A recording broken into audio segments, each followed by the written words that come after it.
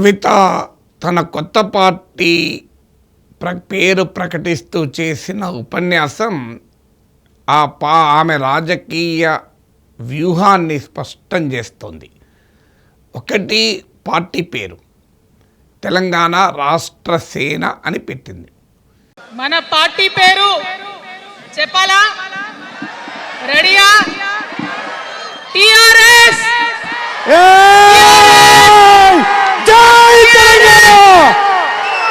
So వాస్తవంగా చాలా పేర్లు వార్తల్లోకి వచ్చాయి. తెలంగాణ ప్రజా జాగృతి అని, ఎందుకంటే ఆమె జాగృతి సంస్థ నడిపారు కనుక అది ఆ పేరు పార్టీ పేరులో ఉంటుందని. కానీ అందరినీ సర్ప్రైజ్ చేస్తూ తెలంగాణ రాష్ట్ర సేన అని పెట్టారు. ఈ పేరు ప్రత్యేకత ఏంటంటే దీనివల్ల అబ్రివేషన్ టీఆర్ఎస్ అని ఉంటుంది. ఆ చర్చ జరిగింది. తెలంగాణ రాష్ట్ర సమితి అనే పేరును టీఆర్ఎస్ వదిలేసి భారత రాష్ట్ర సమితి అయింది కనుక ఆ పేరు ఖాళీగా ఉంది అని కూడా మాట్లాడారు. అప్పుడు స్పెక్యులేషన్ కూడా వచ్చింది, పేరు ఖాళీ ఉంది కనుక టీఆర్ఎస్ఏ తన పార్టీ పేరుగా ఉంటుంది అని. కానీ టీఆర్ఎస్ అని పేరు పెట్టింది. అఫ్కోర్స్ దాని అబ్రివేషన్ సేమ్, పేరులో కాస్త తేడా. తెలంగాణ రాష్ట్ర సమితి కాస్త తెలంగాణ రాష్ట్ర సేన అయింది. సో అందువల్ల టీఆర్ఎస్ అన్న 3 పదాలు తెలంగాణలో ఒక మ్యాజిక్ సృష్టించాయి. నిద్రాణమై ఉన్న తెలంగాణ అస్తిత్వ భావజ్వలాన్ని ఒక స్థాయికి లేపింది. తెలంగాణ రాష్ట్ర ఏర్పాటుకు సాధన దిశగా అడుగులు వేయగలిగింది. తెలంగాణను 10 ఏళ్ల పాటు పాలించింది. సో ఆ తర్వాత ఆ పేరు భారత రాష్ట్ర సమితిగా మారడం తమకు నష్టమైంది, పార్టీ మార్చుకోవడం అని ఇటీవల కేటీఆర్ కూడా అంగీకరించారు. సో సరిగ్గా అక్కడ దెబ్బకొట్టింది కవిత. మీరు తెలంగాణ అస్తిత్వాన్ని టీఆర్ఎస్ వదులుకుంది అన్న తన పొలిటికల్ నరేటివ్ను ఉపన్యాసంలో పదే చెబుతూ దానికి అనుగుణంగా మీరు అస్తిత్వాన్ని పేరును రెండూ వదులుకున్నారు. ఆ అస్తిత్వాన్ని పేరును తాను తీసుకుంటున్నాను, తానే నిజమైన టీఆర్ఎస్ వారసురాలు అని ఆమె చెప్పే పొలిటికల్ నరేటివ్కు బలాన్ని చేకూర్చే రీతిలో తెలంగాణ రాష్ట్ర సేన అని పేరు పెట్టుకున్నారు. సో అందువల్ల ఆమె పార్టీ పేరులో చాలా క్లియర్ వ్యూహం మనకు కనబడుతోంది. టీఆర్ఎస్ అని ప్రకటించడం ద్వారా తాను పార్టీకి దూరం కావచ్చు, కానీ టీఆర్ఎస్ అనే భావనకు దూరం కాలేదు. టీఆర్ఎస్ మారింది, నేనే ఒరిజినల్ టీఆర్ఎస్ అని ఆమె జనంలోకి వెళ్ళటానికి ఒక మార్గాన్ని సుగమం చేసుకుంది. రెండవది, కేసీఆర్పై ఆమె ఎలా మాట్లాడతారు అనేది ఒక కీలకమైన అంశం. ఎందుకంటే కేసీఆర్ కూతురుగానే కాకుండా టీఆర్ఎస్ నాయకురాలుగా పనిచేసిన కవిత కేసీఆర్ లెగసీని ఓన్ చేసుకుంటుందా, లేదా కేసీఆర్ లెగసీనే ప్రశ్నిస్తుందా? ఇది అందరికీ ఒక క్వశ్చన్గా ఉండే. అక్కడ కూడా ఆమె చాలా వ్యూహాత్మకంగా, ఆనాటి కేసీఆర్ వేరు, ఇప్పటి కేసీఆర్ వేరు. ఆనాటి కేసీఆర్కి తెలంగాణలో చేనేత కార్మికులు చచ్చిపోతుంటే భిక్షాటన చేసిన కేసీఆర్ ఆనాటి కేసీఆర్. ఇయాలటి కేసీఆర్ మారిన మనిషి, మనిషి, మన మనిషి కాదు. ఏమైంది ఇయాలటి కేసీఆర్కి? హైడ్రాల ఇల్లు కూలిపోతుంటే అరుస్తున్నారు, అన్నా ఎక్కడున్నావు రా, వచ్చిండ్రా? రాలే.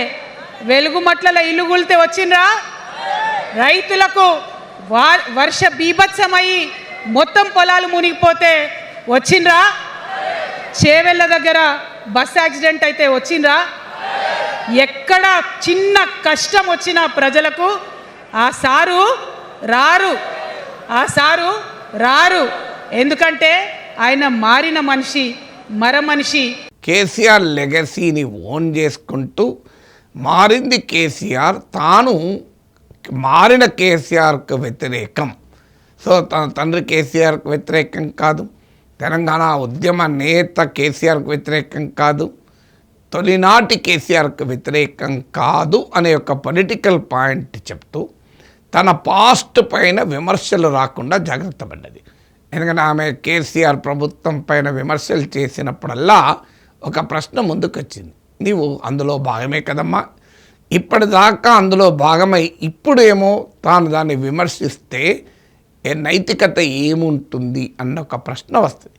అందువల్ల ఆ ప్రశ్న రాకుండా ఉండేందుకు జాగ్రత్తగా తన లెగసీ టీఆర్ఎస్లో తన లెగసీని తన పాత్రను డిఫెండ్ చేసుకునే రీతిలో కేసీఆర్ మారాడు. కేసీఆర్ మారిన మనిషి, కేసీఆర్ మనిషి, మన కేసీఆర్ కాదు, మన కేసీఆర్ అయితే గిట్టుంటాడా అనే అంశాన్ని ఆమె ముందు పెట్టింది.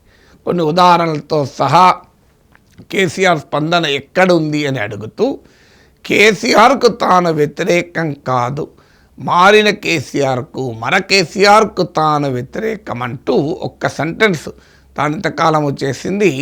గుంటనక్కలు తోడేళ్ల మధ్యలో కేసీఆర్ ఉన్నాడు అన్నొక్క పాయింట్ దాన్ని ఎలాబరేట్ చేయకుండా మారిన కేసీఆర్ అన్న అంశాన్ని ముందుకు తీసుకొచ్చారు. నేను గతంలో చేసిన విశ్లేషణ కూడా చాలాసార్లు చెప్పాను. ఆమె ఎవరిపైన పోరాడుతున్నదో స్పష్టత లేదు.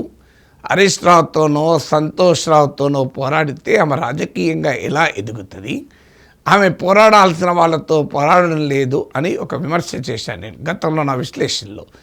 అది ఈరోజు స్పష్టంగా ఆమె మార్చుకున్నట్టుగా కనబడుతోంది. క్లియర్గా హరీష్ రావు పేరెత్తలేదు, సంతోష్ రావు పేరెత్తలేదు, కేసీఆర్ చుట్టూ ఉన్న మనుషుల్ని పెద్దగా టార్గెట్ చేయలేదు. మీరు ఒక్క సెంటెన్స్లోనే వదిలేశారు. సో అందువల్ల ఆమె ఆ రకంగా తనకు రాజకీయ స్పష్టత ఉన్నది అని చెప్పుకునే ప్రయత్నం చేశారు. అందుకే ఆమె మొదటి టార్గెట్గా ఒక రకంగా ఎక్స్ప్లెనేషన్గా, టార్గెట్ కూడా కాదు, తాను మారిన కేసీఆర్కు వ్యతిరేకము అని తన కేసీఆర్ పట్ల ఉన్న తన లాయాలిటీకి ఒక కొత్త భాష్యాన్ని చెప్పింది తెలివిగా కవిత. ఎందుకంటే టీఆర్ఎస్ నాయకుడిగా, తెలంగాణ ఉద్యమ నేతగా, కవితకు తండ్రిగా కేసీఆర్ను ఏ స్థాయిలో తీవ్రంగా పరుషంగా ఆమె విమర్శించినా ఆమెకు ఖచ్చితంగా చెడ్డపరుస్తుంది. సో అందువల్ల కేసీఆర్కున్న పొలిటికల్ స్టేచర్ ముందు ఆయనను ఇష్టం వచ్చినట్టుగా కవితే మాట్లాడితే ఖచ్చితమైన నష్టం జరుగుతుంది. అందుకే ఆ నష్టాన్ని నివారిస్తూ తాను తన తండ్రి మారాడు, ఆ మారిన కేసీఆర్కే తాను వ్యతిరేకం తప్ప కేసీఆర్ లెగసీని, కేసీఆర్ పర్సనాలిటీని తాను కించపరచడము లేదు అనే ఒక డైమెన్షన్ను ఆమె ఎస్టాబ్లిష్ చేసింది. తాను మొదటి నుంచి కూడా ఆమె ఫస్ట్ కేసీఆర్కు రాసిన లేఖ నుంచి మొదలుకొని ఇప్పటి వరకు తాను బీజేపీకి ప్రత్యర్థిని, బీజేపీని టీఆర్ఎస్ ఎదుర్కోవడం లేదు, తాను టీఆర్ఎస్లో ఉన్న బీజేపీ వ్యతిరేక భావనకు తాను ప్రతీకను అనే అంశాన్ని ఆమె ఎస్టాబ్లిష్ చేస్తూ వచ్చింది. సో ఇప్పుడు కూడా తన ఉపన్యాసంలో ముందుగానే బీజేపీని ఎక్కుపెట్టింది.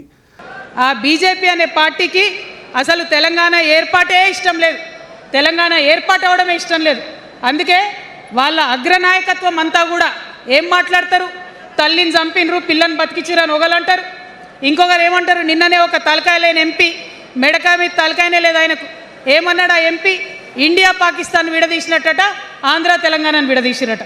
మరి వాళ్ళ అగ్రనాయకత్వం ఇన్ని మాటలు అంటుంటే మన ప్రాంతంలో ఉన్నటువంటి భారతీయ జనతా పార్టీ బానిస ఎంపీలు ఎవరైతే ఉన్నారో ఒక్క మాట కూడా వాళ్ళు మాట్లాడరు. బీజేపీని కూడా తెలంగాణ అస్తిత్వం అనే అంశం ఆధారంగా బీజేపీని దాడి చేసింది. మీకు ఎక్కడా కూడా చూడండి, మోడీ పాలనపై కానీ భారతీయ జనతా పార్టీ రాజకీయ ఆర్థిక విధానాలపై కానీ ఆమె ఉపన్యాసంలో లక్ష్యంగా పెట్టుకోలేదు. కేవలం తెలంగాణ అస్తిత్వము అనే అంశం ఆధారంగా బీజేపీని కౌంటర్ చేసింది. వ్యూహాత్మకంగా తాను కేసీఆర్ లాగా దేశ రాజకీయాలు తన ప్రియారిటీ కాదు, తనకు తెలంగాణ సోయి తప్ప వేరే అంశము లేదు అని చెప్పుకోవటానికి వీలుగా ఆమె బీజేపీని టార్గెట్ చేసినప్పుడు కూడా ఎక్కడ బీజేపీ విధానాల్ని, మోడీ విధానాల్ని పెద్దగా టార్గెట్ చేయకుండా తెలంగాణ అస్తిత్వానికి బీజేపీ వ్యతిరేకము అనే డైమెన్షన్ను మాత్రమే ప్రజెంట్ చేసింది. అందుకు సమర్థనగా ఇటీవల బీజేపీ ఎంపీ తేజస్వి సూర్య చేసిన వ్యాఖ్యలు తెలంగాణలో తీవ్ర ఆగ్రహాన్ని తెప్పించింది. సో దాన్ని లేవనెత్తింది. అలాగే ప్రైమ్ మినిస్టర్ మోడీ గతంలో తల్లిని చంపి బిడ్డను తీశారు అన్నటువంటి అంశాన్ని కూడా లేవనెత్తారు. ఒక్క సామాజిక న్యాయానికి బీజేపీ వ్యతిరేకము అన్న ఒక్క యాంగిల్ను మాత్రమే ఆమె తప్పట్టింది. దానికి కారణం ఏంటంటే సామాజిక న్యాయమే. కవిత తన 5 సూత్రాల కార్యక్రమం పాంచజన్యంలో ఒక భాగంగా పెట్టుకుంది. బీజేపీ కూడా బీసీ ముఖ్యమంత్రి చేస్తామనే సామాజిక న్యాయ నినాదంతో రాజకీయాలు చేస్తుంది కనుక ఆ అంశాన్ని ఎదుర్కోవడం ద్వారా బీజేపీ కాదు సామాజిక న్యాయానికి, తాను సామాజిక న్యాయానికి ప్రతీక అని చెప్పుకునే ప్రయత్నం కవిత చేసింది. అందువల్ల అక్కడ కూడా మీకు జాతీయ రాజకీయాలతో అంశాల జోలికి పోకుండా తెలంగాణ వాదము ఆధారంగానే బీజేపీని టార్గెట్ చేసింది. కానీ బీజేపీతో బీఆర్ఎస్ కలుస్తుందా అనే చర్చలు జరుగుతున్న వేళ, కలిస్తే తప్పేంటని కొంతమంది బీజేపీ నాయకులు ప్రశ్నిస్తున్న వేళ, బీఆర్ఎస్లో కూడా ఆ చర్చ జరుగుతున్న సమయాన మీకు బీజేపీ పైన గతంలో మాట్లాడినంత తీవ్రంగా కేసీఆర్ బీఆర్ఎస్ నేతలు మాట్లాడకపోవడము ఇప్పుడు కాంటెక్స్ట్ అది. సో అందువల్ల బీజేపీ బీఆర్ఎస్ల మధ్య అనుబంధము పెరుగుతోంది అనే విమర్శ వస్తున్న సమయంలో క్లియర్గా తాను బీజేపీకి వ్యతిరేకము అనడం ద్వారా బీఆర్ఎస్ వెనకాల ఉన్న బీజేపీ సాంప్రదాయ వ్యతిరేక శక్తులు, మైనారిటీ ఓటర్స్ కానీ ఇతర ఓటర్స్ని కానీ తన వైపు తిప్పుకోవటానికి కవిత వ్యూహాత్మకంగా బీజేపీని టార్గెట్ చేస్తూ వచ్చింది. ఇక 4వది, రాష్ట్రంలో అధికారంలో ఉన్నది కాంగ్రెస్ పార్టీ గనక తాను ప్రతిపక్ష స్పేస్లో పోటీ పడదలుచుకుంది కనుక, సో బీజేపీ బీఆర్ఎస్లో ఆల్రెడీ అపోజిషన్ స్పేస్లో ఉన్నాయి కనుక సహజంగానే ఆమె బీజేపీ బీఆర్ఎస్లను దాడి చేస్తూ అపోజిషన్ స్పేస్లో తానే political ideological rival to Congress అని చెప్పే ప్రయత్నం చేసింది. పిడికిలి బిగించి ఇప్పుడున్నటువంటి రాక్షస కాంగ్రెస్ పైన ఖచ్చితంగా కొట్లాడతాం, అందరికన్నా ఎక్కువ కొట్లాడతాం. ఇప్పుడు మనమే ప్రధాన ప్రతిపక్షం అవుతాం, 2 ఏళ్ల తర్వాత మనమే అధికార పక్షం అవుతాం. పైగా కవిత వెనకాల ఎవరున్నారు? కవిత వెనకాల రేవంత్ రెడ్డి ఉన్నారా? కవిత వెనకాల బీజేపీ ఉందా అనేటువంటి రాజకీయ ఊహాగానాలు వస్తున్నందున తాను 3 పార్టీలకు వ్యతిరేకమని చెప్పే క్రమంలో కాంగ్రెస్ పార్టీని కూడా తీవ్రంగా వ్యతిరేకించింది. ఒక కర్కోటకుడి పాలన నడుస్తుంది అలా తెలంగాణలో. ఇబ్బంది పడుతున్నారు ప్రజలు, గోసపడుతున్నారు, ఏడుస్తున్నారు. కర్కోటకుడుగా రాష్ట్ర ముఖ్యమంత్రి రేవంత్ రెడ్డిని పేర్కొంది. సో రాష్ట్రంలో కాంగ్రెస్ ప్రభుత్వం పైన నిప్పులు చెరగడం ద్వారా తాను అపోజిషన్ స్పేస్లో తన పాత్రను పదిలం చేసుకునేటువంటి ప్రయత్నం కవిత చేసింది. అందుకే మీకు కాంగ్రెస్ పార్టీని కూడా స్పేర్ చేయకుండా తన పోరాటం కాంగ్రెస్ ప్రభుత్వం పైనే, తానే కాంగ్రెస్కు ప్రత్యామ్నాయం అనే ఒక పొలిటికల్ నరేటివ్ లేకుండా రాజకీయాల్లో ముందుకెళ్ళలేడు. సో అందువల్ల ఎగ్జిస్టింగ్ పొలిటికల్ ప్లేయర్స్ అందరినీ అటాక్ చేస్తూ కవిత మాట్లాడారు. 5వది తెలంగాణ ఐడెంటిటీ. తెలంగాణలో ఏ ప్రాంతీయ పార్టీకైనా ఆయుధం కావాల్సిందే. ఈ ఆంధ్రోళ్ళతోని పంచాయతీ అవుతుందక్క, ఏం చెప్పాలి, మా గురించి ఎట్లా చెప్పుకోవాలి, మన సంస్కృతి గురించి ఎట్లా చెప్పుకోవాలని మాట్లాడినప్పుడు బతుకమ్మ వచ్చిన తర్వాత బలం వచ్చింది. బతుకమ్మ పాట వచ్చిన తర్వాత ఇది మా సంస్కృతి, ఇది మా పండుగ, ఇగో గిది తెలంగాణ అని ఎత్తిన ప్రతి బతుకమ్మలో కూడా జై తెలంగాణ జెండా పెట్టి మా ఆడబిడ్డలందరూ కూడా బతుకమ్మ అంటే ఏందో ప్రపంచానికి పునఃపరిచయం చేసుకోవడం జరిగింది. అందుకే తెలంగాణ ఐడెంటిటీని అడుగడుగునా తన ఉపన్యాసాల్లో కావచ్చు, ఆ తర్వాత ఆమెకు వివిధ రకాల బహుకరణల్లో కావచ్చు, అంటే రకరకాల తెలంగాణ సింబాలిజాన్ని, తెలంగాణ డప్పును ప్రజెంట్ చేయడం కావచ్చు, తెలంగాణ నాగలి రైతులకు సింబల్గా నాగలి ప్రజెంట్ చేయడం కావచ్చు, ఇలాంటి సింబాలిజం పాటల్లో కానీ మీకు అడుగడుగున ఆ తెలంగాణ సింబాలిజాన్ని ఉపయోగించుకోవడం. అలాగే ప్రొఫెసర్ జయశంకర్ నుంచి మొదలుకొని తెలంగాణ ఉద్యమ వీరులను అందరినీ గుర్తు చేసుకోవడం, కొమరం భీము, సర్వాయి పాపారాయుడు, చాకలి ఐలమ్మ, దొడ్డి కొమరయ్య, రావి నారాయణ రెడ్డి, ఆరుట్ల కమలాదేవి, మీకు ఇలా ఆఖరికి నక్సలైట్ నాయకులైనటువంటి గణపతి, సాంబశివుడు, గద్దర్ల నుంచి మొదలుకొని సో తెలంగాణ పోరాట అస్తిత్వము తెలంగాణ పోరాట సోయికి తాను ప్రతీక అని చెప్పే ప్రయత్నం చేశారు. మన తెలంగాణ రాష్ట్రంలో అనేక రోజుల నుంచి, అనేక సంవత్సరాల నుంచి ఒక భూస్వామ్య వ్యవస్థ నడిచింది. మనకు తెలుసు, అనేక రకాల పోరాటాలు వచ్చినాయి. సమానత్వం కోసం ప్రయత్నం చేసినాం, పోరాడుతూనే ఉన్నాం.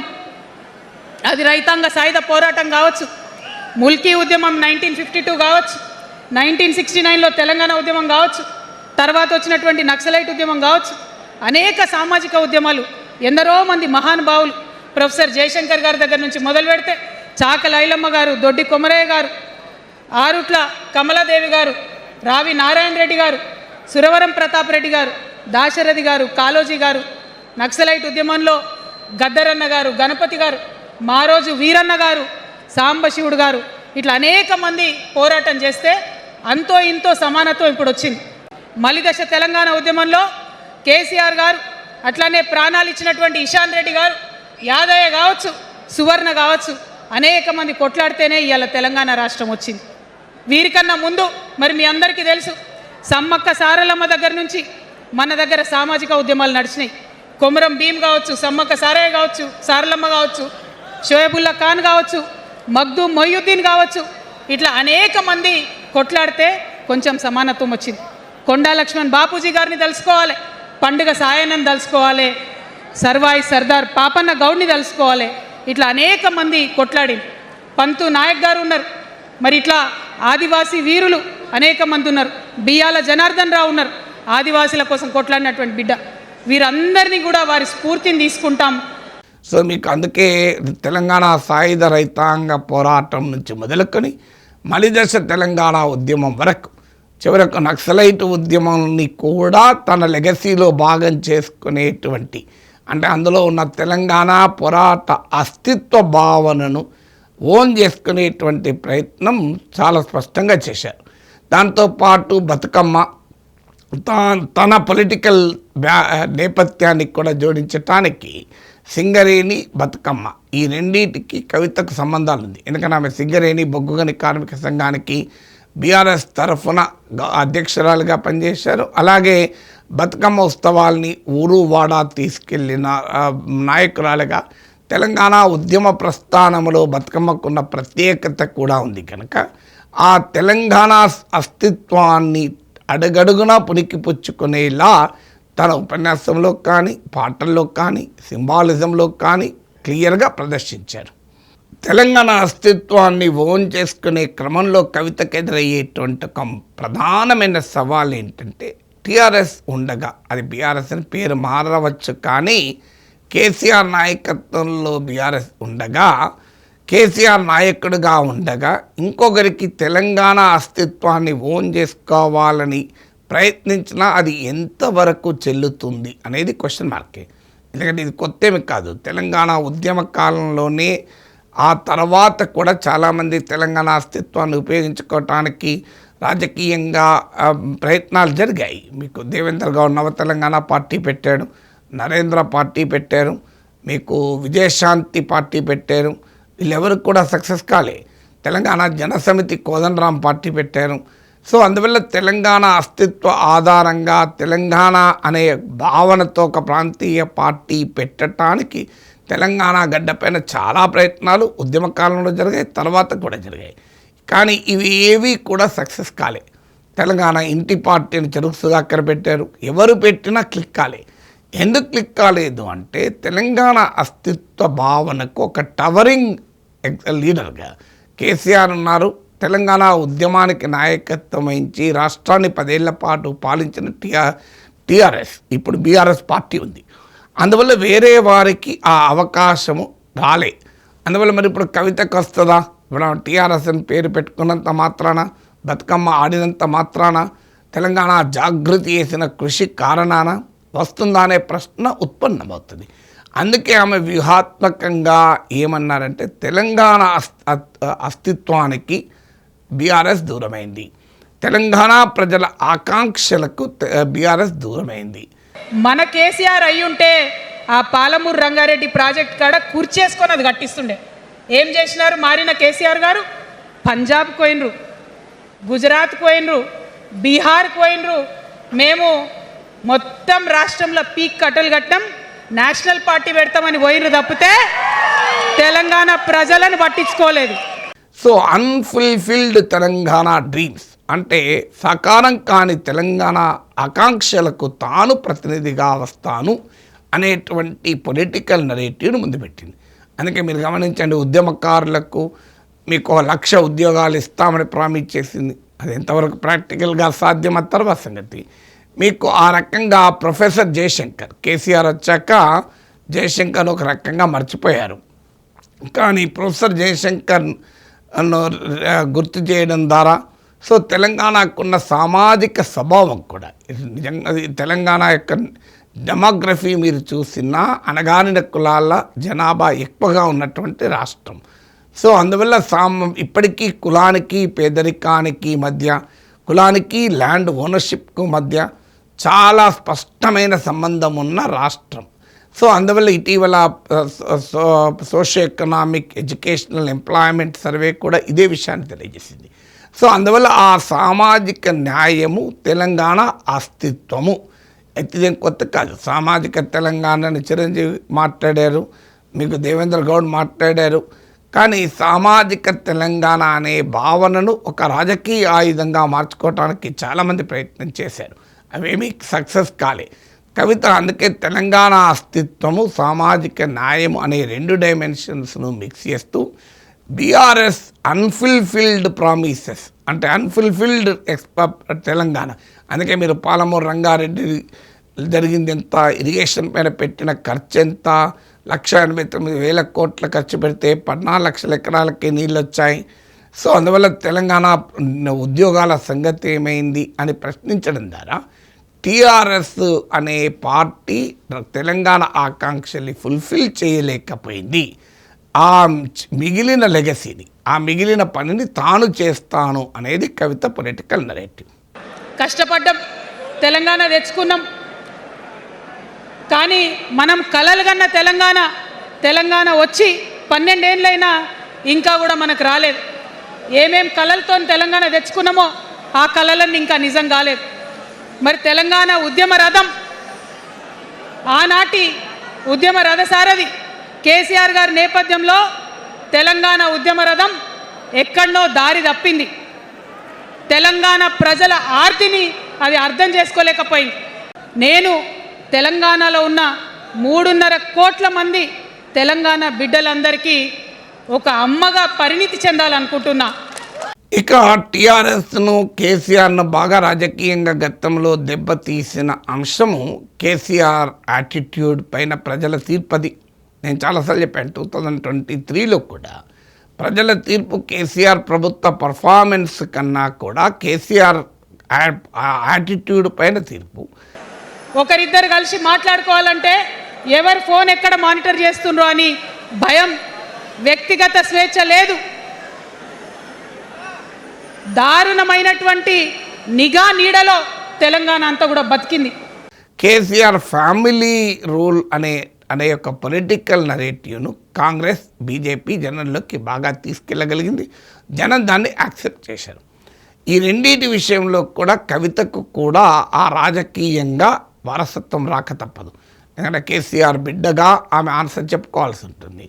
అందుకే ఆమె తెలివిగా తాను ఆ కేసీఆర్ ఫ్యామిలీలో ఒక మెంబర్ అని చెప్తూ అప్పుడు దానికి నేను సిగ్గుపడుతున్నాను, అప్పుడు జరిగిన దానికి నేను క్షమాపణలు చెబుతున్నాను అని తాను ఫ్యామిలీని కాదు డిజైన్ చేసుకుంటుంది, ఫ్యామిలీ చుట్టూ ఉన్న పొలిటికల్ క్లౌడ్స్, రాజకీయ మేఘాల నుంచి దూరం చేసుకుంటున్నాను అనే అంశాన్ని ఆమె చెప్పదలుచుకుంది. ఆనాడు పరిపాలించిన కుటుంబంలో నేను కూడా ఒక భాగం. ఆనాడు పరిపాలించిన కుటుంబంలో ఒక భాగమైనందుకు కొన్ని విషయాలకు నేను సిగ్గుపడతా ఉన్నాను. తెలంగాణ ప్రజల్ని క్షమించమని కూడా కోరుతా ఉన్నాను.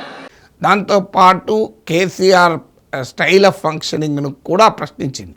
తాను డిఫరెంట్గా ఉంటుంది, ఎందుకంటే కేసీఆర్ కూతురు కనుక ఈమె ఏం డిఫరెంట్గా ఉంటుంది అనేటువంటి అంశము, దొరతనము అనేటువంటి విమర్శ కేసీఆర్ ఎదుర్కోవడము, తెలంగాణలోనే దొర ఏందిరో దొర పీకుడు ఏందిరో అని పాటలు పాడిన గడ్డ ఇది. అందువల్ల ఆ అంశము తనకు కూడా ఇబ్బంది కాకుండా ఉండేందుకు ఆమె తెలంగాణ దొరతనాన్ని ప్రశ్నించింది. భూస్వామ్య విధానం నడిచిందన్నారు. అసలు ఎక్కడ ప్రజలు బాధపడితే అక్కడికి తాను వెళ్ళాలి, తనకు ప్రజలకు మధ్య గ్యాప్ ఉండదు అనే అంశాన్ని, అంటే కేసీఆర్ పైన ఏ విమర్శలు అయితే వచ్చాయో ఆ విమర్శల్ని తనకు అంటకుండా ఇన్సులేట్ చేసుకునేటువంటి ఒక ప్రయత్నం కూడా చేశారు. నేను ఈ వీడియోలో విశ్లేషించింది కవిత రాజకీయ వ్యూహాలను మాత్రమే. ఈ వ్యూహాలు కరెక్ట్ రిజల్ట్స్ ఇస్తాయా లేదా అనుభవమే చెప్పాలి. పార్టీ పెట్టిన తొలి రోజే వాటిపైన ఊహాగానాలు, శాపనార్థాలు, జ్యోతిష్యాలు చెప్పాల్సిన అవసరం లేదు కనుక ఆమె ఉపన్యాసంలో ఉన్నటువంటి అంశాలను బట్టి ఆమె ఏ రకమైన రాజకీయ పోరాటం చేయబోతోంది, ఆమె రాజకీయాల్లో ఏ స్పేస్ను కోరుకుంటోంది, దేనిని రిప్రజెంట్ చేయదలుచుకుంటోంది, ఆమె రాజకీయ వ్యూహాలేంటి అని మాత్రమే నేను ఇందులో విశ్లేషించాను.